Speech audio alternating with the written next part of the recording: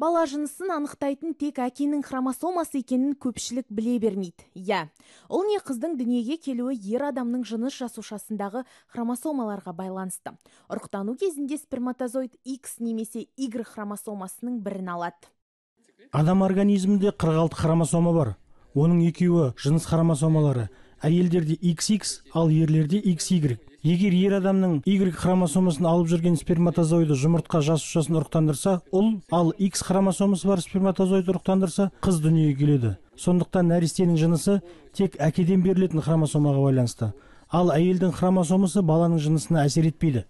Ал әйел ағзасының биологиялық жағдайы жүктілік басталуына тікелей әсер етеді. Жатырдың эндометрия қабатының жағдайы, гормондық циклдың тұрақтылығы, қабыну ауруларының болмауы ұрықтың имплантациясына және жүктіліктің қалыпты дамуына ықпал ететін негізгі факторлар.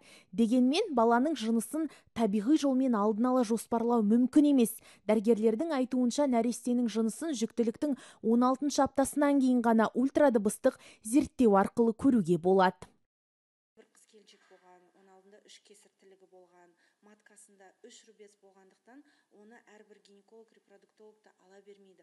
Бұл жерде айтады, мен қазір тағы қызды көтеріп қойсам, онда келешекте мен бала көтеріп босанамаймын дейді. Сондықтан да осындай эко әдісіне жүгініп жатқан қыз келіншек келген. Болашақ баланың, эмбрионның хромосом патологиясын зерттеп, сол жерде жалғыз ұл болды. Дені сау, біз перенос жасап, ол кісі көтеріп, барлығы дұрыс бітіп, арғарай барлығы босанып кетті.